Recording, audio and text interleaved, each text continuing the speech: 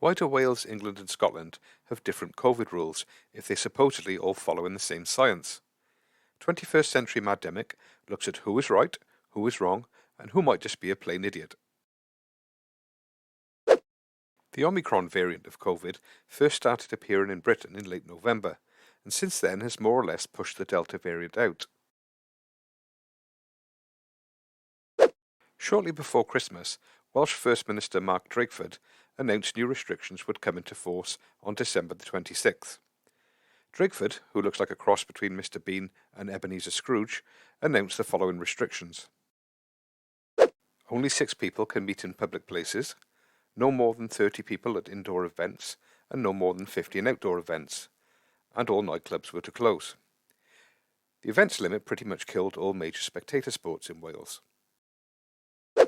Rugby is the national religion of Wales, and with the Six Nations tournament approaching, the nightmare scenario of Wales having to play their matches in England is sending a chill down the spine of many Welsh fans.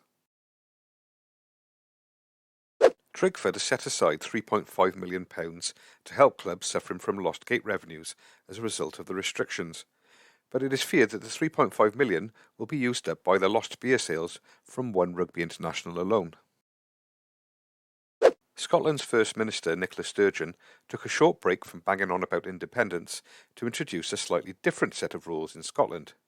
This allowed 100 people at indoor events and 500 at outdoor events. But the impact in Scotland is not so significant because they never win the Six Nations anyway. Meanwhile, Boris Johnson took a break from partying at number 10 Downing Street to say England would just ride it out. So who is right? Let's look at the data. Before Omicron took off in the UK, it had exploded in South Africa, but reports from South Africa showed that although massively more contagious, there was a smaller increase in hospitalisations than the previous waves. There were also fewer patients needing oxygen or ventilation and far fewer deaths. Since then, a number of studies have demonstrated that Omicron does indeed create milder symptoms, because the virus replicates in the bronchioles rather than the alveoli, so the risk of pneumonia is much less. At the time of making this video, London seems to have reached its Omicron peak and cases are declining. And despite a record amount of daily cases across the UK, the number of Omicron patients requiring ventilation has remained flat. The problems in hospitals seem to be more related to staff sickness, sometimes from Omicron and self-isolating, and sometimes for other reasons. But there doesn't seem to be the predicted influx of critically ill COVID patients seen in previous waves. So although it might be a bit too early to say, it's starting to look like Boris was right. Nicola Sturgeon has said she will remove the restrictions on the 17th of January. Mark Drakeford, on the other hand, is not committing to any end date.